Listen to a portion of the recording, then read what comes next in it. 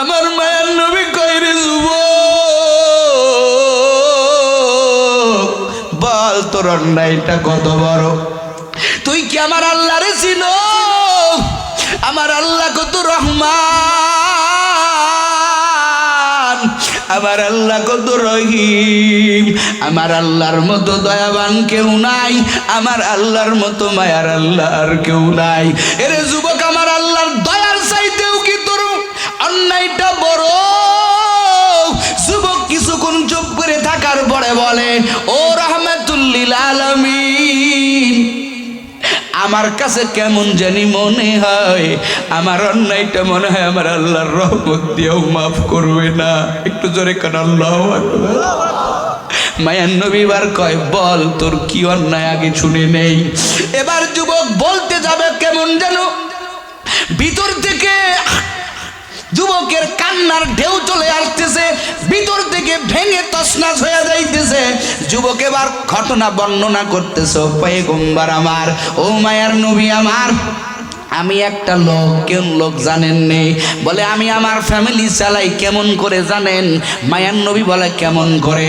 বলে যেই লোকটা মারা যায় ওই লোকটার যখন কবর দেওয়া হয় আমি একটু নলেজে থাকি, কোথায় কোন আল্লাহর বান্দারে আজকে নতুন কবর দেওয়া হয়েছে, ওই বান্দার কবরের ভিতরে ঢুকিয়া আমি আল্লাহর বান্দা ওই বান্দার থেকে কাফনের কাপড় খুলিয়া ওইটা সুন্দর করে বাজারে বিক্রি করে আমি জীবিকা নির্বাহ করি।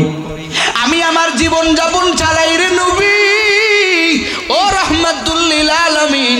কয়েকদিন আগের মায়ার নবী আমার, আমি রাত্রেবেলা শুয়ে আছি, হঠাৎ করে আমি জানতে পারলাম অমুক জায়গা এক আনসারী মহিলা রমণী ইন্তেকাল হয়েছে, তার সবে মাত্র কবর হয়ে গেছে।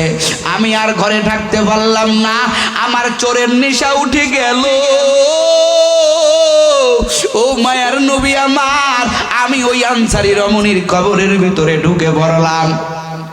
আমি ওই মেয়েটার গায়ের 5টা কাফন টেনে টেনে খুলেছি রে মায়ার নবী, ও রাহমাতুল লিল আলামিন। আমি 5টা কাফন খুলিয়া যখন কবর থেকে বাহির হব, আমার নফস আমারে ধোঁকা দিতে শুরু করলো। আমার ভিতরে আমারে কয়, ও আল্লাহর বান্দা, কত বান্দারে তুমি কাফনের কাপড় চুরি করলা, একটু তোর হাতে যেই টসটা আছে মারো। এই কবরের ভিতরে কত সুন্দর একটা যুবতী রমণীর রাইকা তুমি যাও, তোমার চোখে এত সুন্দর রমণী দেখো নাই। হুজুর গো, আমারে ধোঁকা দিল শয়তান, আমি একটু টসটা মারলাম কবরের দিকে, এখন দেখি এত সুন্দর একটা রমণী, আমি আমার লোভ সামলাইতে পারলাম না, কারণ এইখানে কেউ নাই। ও পয়গম্বর, একটা মৃত ব্যক্তির সাথে, মৃত একটা মহিলার সাথে আমি জিনায় লিপ্ত হয়ে গেছি। আমি আমার মনের চাহিদা পূরণ করে যখন কবর থেকে উঠব, কেমন যেন আমার মনে হয় ওই মহিলা আমারে ডাক দেয়া কয়, রে আল্লাহর বান্দা, তুই কি এত বড় জালেম? আমার ফ্যামিলির লোকজন আমারে গোসল করাইয়া পবিত্র বানাইয়া আমারে কবরে রাখছে। ও আল্লাহর বান্দা, আজকে তুই কবরের ভিতরে আমার সাথে কি অপকর্মটা করলি? আমারে নাপাক বানাইয়া দিলি, তোরে আমি মাফ করবো না রে যুবক। আল্লাহর দরবারে হাসরের ময়দানে আমাকে নাপাকি অবস্থায় উঠতে হবে। তুই এত বড় অন্যায় আমার সাথে করতে পারলি। হুজুর গো, ওই কথাটা আমার কলবের ভিতরে আজও বাজতেছে, আমার কানের ভিতরে ওই কথাটা সব সময় বাজতেছে রে মায়ার নবী আমার। আমি রাতে ঘুমাইতে পারি না, শুইতে পারি না, আমি কোথাও যাইতে পারি না রে নবী। আমার মতো জালেম, এত বড় অন্যায় পৃথিবীর মনে হয় কেউ করে নাই। মায়ার নবী আমার পুরো ঘটনাটা শুনিয়া আমার মায়ার নবীর চোখ মোবারক দিয়া ঝরঝর করে পানি পড়তেছেন। আমার মায়ার নবী কয়, হায় রে, মানুষ এত বড় নিষ্ঠুর হতে পারে? একটা মুর্দা মানুষ, যেই ব্যক্তিটা নড়াচড়া করতে পারে না, সেই ব্যক্তির কোনো হুঁশ নাই, সেই ব্যক্তি হলো মরণ। এই ব্যক্তির সাথে এত বড় অন্যায় করতে পারে? আমার মায়ার নবী বলে উঠছে, আল্লাহ মনে হয় তোরে মাফ করবে না। এই কথা যখন বলছে, ওই যুবক আর দেরি করে না, একটা দৌড় দিয়েছে। বলেন না আল্লাহু আকবার। কারণ যুবক বড় আশা নিয়া মায়ার নবীর দরবারে আসছে। কারণ আমার মায়ার নবী যদি আমার পক্ষে একটু সুপারিশ করে, আমার আল্লাহ মাফ করতেও পারে। কিন্তু যুবক দেখে না না, রহমাতুল লিল আলামিনের কাছে অন্যায়টা বড়, আমার আল্লাহ মনে হয় আমারে মাফ করবে না। আমি তাড়াতাড়ি দরবার সারি, যদি আমার মায়ার নবী একটু বদদুয়া করে দেয়, আমার আর কোনো অপশন থাকবে না। ওই যুবক দৌড় দিয়ে চলে গেল। একদিন, 2 দিন, 3 দিন না রে বাবা, দীর্ঘ 40 দিন পর একদিন জিবরাইল মায়ার নবীর কাছে হাজির। মায়ার নবীরে প্রশ্ন করতেছে জিবরাইল, খেয়াল করেন, ও নবী আমার, এই জমিনের ভিতরে যত মাখলুকাত আছে, দেখেন প্রশ্নগুলোর ভাব, ও নবী আমার, এই জমিনের ভিতরে যত মাখলুকাত আছে, এই মাখলুকাতকে আপনি বানাইছেন না আল্লাহ বানাইছে? আপনারা বলেন, কারা কে বানাইছেন? জিবরাইল প্রশ্ন করছে রাহমাতুল লিল আলামিনের কাছে, মায়ার নবী আমার, এই জমিনের ভিতরে যত আল্লাহর বান্দা বান্দি আছে, যত মাখলুকাত আছে, এই মাখলুকাত কি আপনি বানাইছেন নাকি আমার আল্লাহ বানাইছে?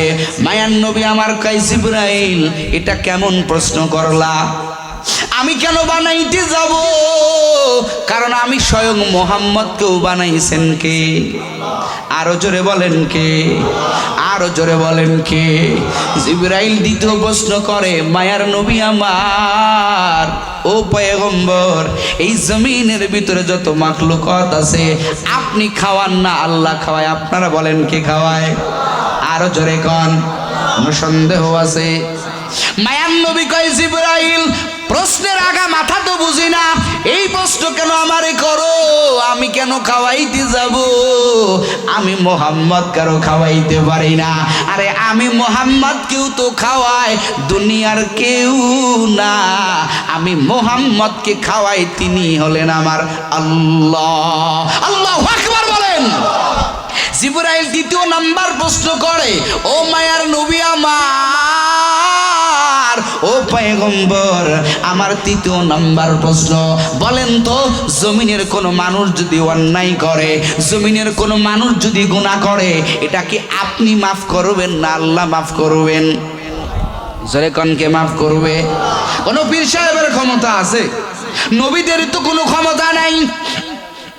গুনাহ মাফ একজনই করতে পারেন, তিনি কে? আরো জোরে কোন, তিনি কে? আমার মায়ার নবী ডাক দেয়া কয়, রে জিবরাইল, আমি নবীর তো কোনো ক্ষমতা নাই, আমি নবী পারি না কারো ক্ষমা করতে, কারণ হেদায়েতের মালিক আমার আল্লাহ। আমার আল্লাহর মতো দয়ার আল্লাহ আর কেউ নাই, আমি পারি না রে জিবরাইল, এই প্রশ্ন কেন আমারে করো? জিবরাইল ডাক দিয়া কয়, নবী আমার, আপনার কি মনে পড়ে আজ থেকে 40 দিন আগে এক আল্লাহর বান্দা আপনার কাছে আসছিল বড় মোহাব্বত নিয়া, বড় আশা নিয়া, রে নবী আমার, আপনার কি মনে পড়ে? আমার মায়ার নবী ডাক দিয়া কয়, মনে পড়েছে। বলে, তার অবস্থা কি আপনি জানেন? আমার মায়ার নবী ডাক দিয়া কয়, এরে জিবরাইল, না না, আমি তার অবস্থা জানি না রে নবী।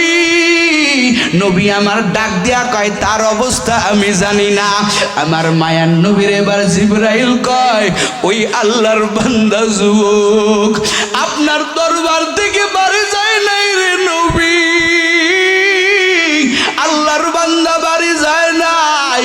আল্লাহর বান্দা মনে করছে আমার এত বড় অন্যায় কেউ ক্ষমা করবে না, আমি মনে হয় জাহান্নামের আসামি।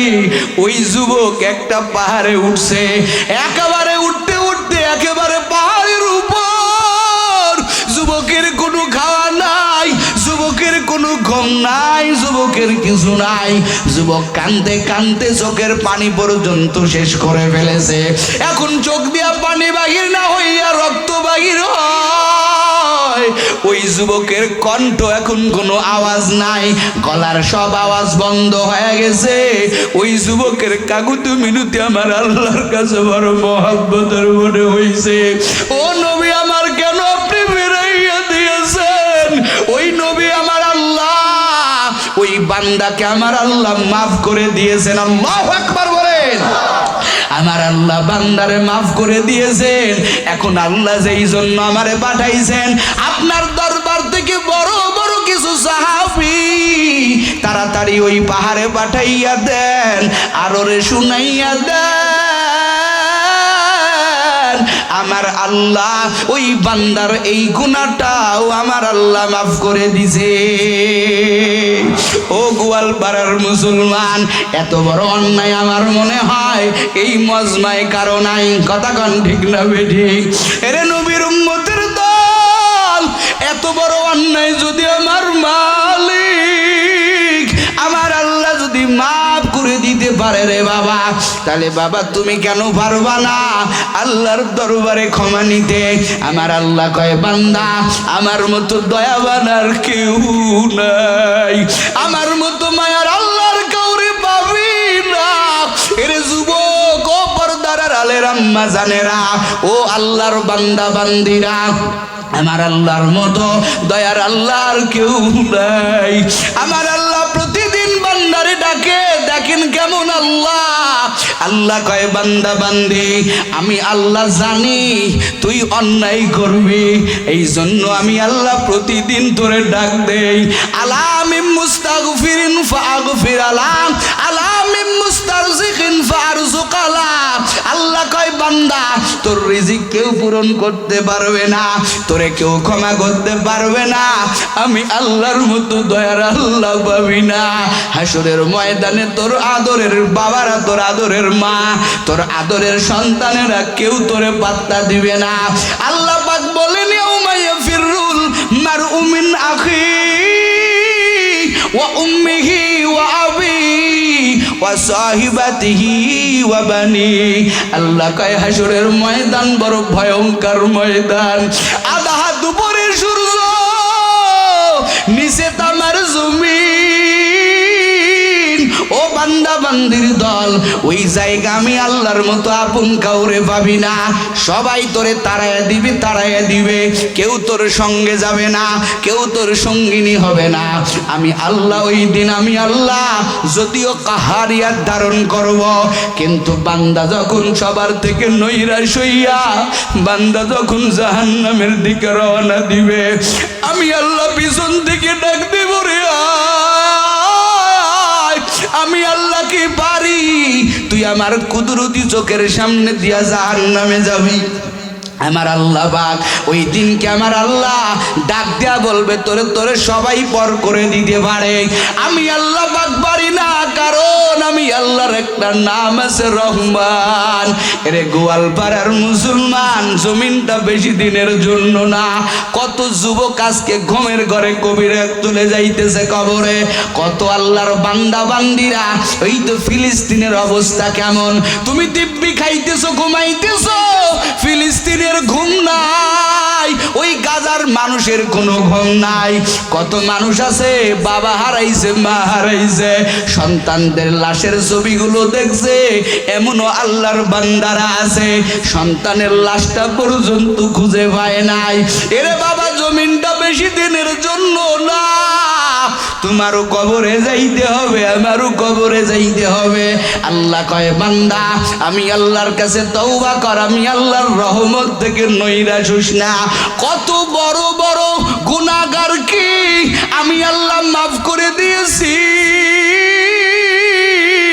আমি আল্লাহর মতো রহমান ওয়ালা আর কাউরে ভাবি না।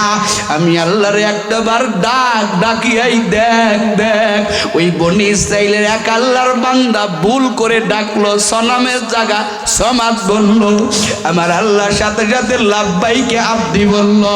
এরে নবীর উম্মতের দল, একটু ভোর রাত্রে উঠো, ওলামায়ে কিরামের কাছে যাও, আহলুল্লাহ ওয়ালাদের কাছে কাছে যাও। এই তো রসুলপুর 16, 17, 18 নভেম্বর মাহফিল। কত আল্লাহর বান্দারা আসবে, চোখের পানি ময়দানে ঝরাইবে। যদিও আমার শায়েখ রসুলপুরি নাই, কিন্তু তার রেখে যাওয়া স্মৃতিগুলো আজ রসুলপুরে আছে।